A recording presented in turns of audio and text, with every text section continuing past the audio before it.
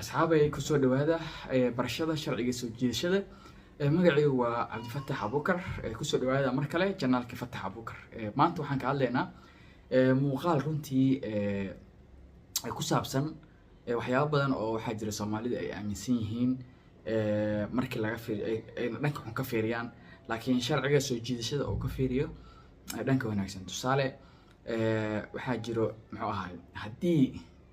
adoo wadada socdo ama adigoo meel taagan ee shimbir kugu xaarto haddii shaatiga kaga xaarto madaxa kaga xaarto shaatiga haddii rabtaa kaga xaarto ama madaxa kaga xaarto ama meel kale kaga xaarto muhiimadu waxay tahay haddii shimbir ay kugu xaarto maxay ka dhigan tahay Soomaalida waxay sameeyaan inta badan waxay dhahaan waxaa ku imaanaya lacag ama wax wanaagsan kugu soo yeerayo okay sharciga soo jiidashada muxuu ka aaminsan yahay horta sharciga soo jiidashada mar walba wuxuu dhiirigeliyaa wax walba in laga fiirsho dhanka wanaagga ayuu dhiirigeliyaa wax walba in laga fiirsho dhanka wanaagga haddii wax xun ay kugu dhacaan inaad wanaag u fasirato haddii muxuu ahaay wax aad ka shakido wixii aad ka shakiday inaad mar kasta ka fiiriso dhanka wanaagsan oo aad tiraadid wax wanaagsan ayay noqonayaan qaar ayay noqonayaan ayaa muhiim sharciga soo jiidashada marka laga hadlaayo asxaabay marka Soomaalida waxaa jiro mararka qaar oo kale waxyaabo ay aaminsan yihiin oo tusaale kale cusbo habeenkii lama doonto kale waxaa jiro in maaragtay haddii habeenkii cidiyaha iska jarto cidiyaha kale haddii habeenkii iska jarto waxaa ku imaanaya maaragtay muxuu ahaay nasiib xun waxaas wax ka jira ma laha haddii guriga oo soo fuulo guumeys qofaa dhimanayo waxaas wax jira maahan sharciga soo jiidashadana runtii wuxuu ka fiirinaa dhanka kaleento oo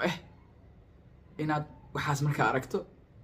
haddii guumeys guriga soo fuulo aad wax wanaagsan aad iyo khayr aad malaysato ama aad tira khayr ayuu noqonaa wax wanaagsan ay imaanayo cusbo inaad qof ka soo qaadato xilli habeenana inaadan xumaan u fasiran oo wax shaki ah oo soo ku galin cidiyahana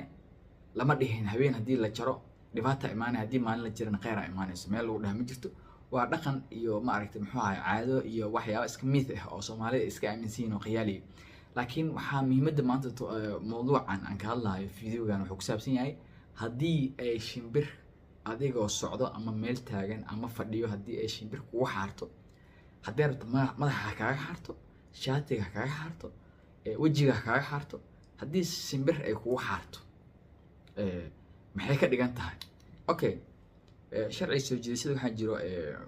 baaritaano dheer oo sameeyay oo ku saabsan arrintaas waxaa oona runtii la soo ogaaday shimbirta inay qof ku xaarto inay tahay wanaag iyo khayr qofkaas oo u imaanaya nasiib tusaale wadamada laga aaminsan yahay haddii shimbir ay kugu xaarto waxaa ku imaanaya khayr iyo farxad iyo wanaag waxaa kamid ah Soomaaliya 1 Russia ama Ruushka 2 Talyaaniga 3 iyo India 4 afartaas dal ayaa runtii dadkiisa ay aad u aaminsan yihiin arrintaas markii la dhaho muxuu ahaay cadeymana ama baaritaanadii la sameeyay waxaa la ogaaday in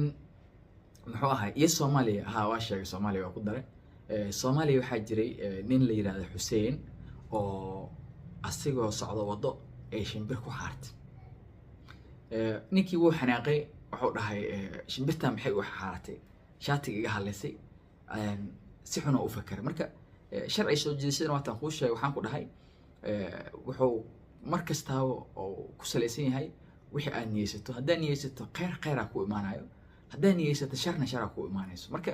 mar walba inaad wanaag niyeysato ayuu sharci soo jiidashada oo dadka ku dhiirigeliyaa ninkii Xuseen ahaa ee Soomaaliga ahaa markii shimbirta ay ku xaartay uu xanaaqay shaati uu iska bedelay muxuu ahaa guriga tagay ayadiisa u sheegay marka ayadiisa waxay dhahday war wanaagsan ku imaanayo khayr ku imaanayo waxaa dhacday marka maalintii dambe ayadiis markii uu sheegay ay ku dhahday khayr ku imaanayo ninkii warkii ma uusan aaminin Xuseen waa iska tagay waa arkeenaa oo iska dhaha marka 3 bil kadib waxaa dhacday shaqo hadda kor u xareeyay oo apply gariyay in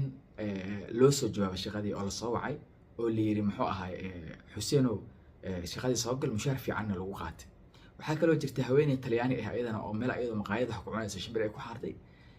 kansarna ay qabtay muddo dheer kadibna layiri kansarkii waad ka caafimaaday oo toddoba dal ay tagtay layiri baaritaano la sameeyey kansar ma qabtid jirkaadan weligaa kuma dhicin waxaa jira nin talyaaniga asne oo meel ka shaqeynaya hay-ade asagoo waddo tareen maraayo oo jidka socdo ayaa waxaa dhacday in shimbir ay ku xaartay ninkaas 6 bilood kadib kambaniga oo ka shaqeynayeen ay siiyeen lacag $1 milyan marka caddeemahaas ayaa kugu filan in shimbirtu ay keento wanaag iyo khayr marka hasharaysan farxad iyo khayr iyo wanaag rajay وانا هيلي دونتا هذا ما سنتين channel subscribe قرية خير بدني عافمان رجينا باي باي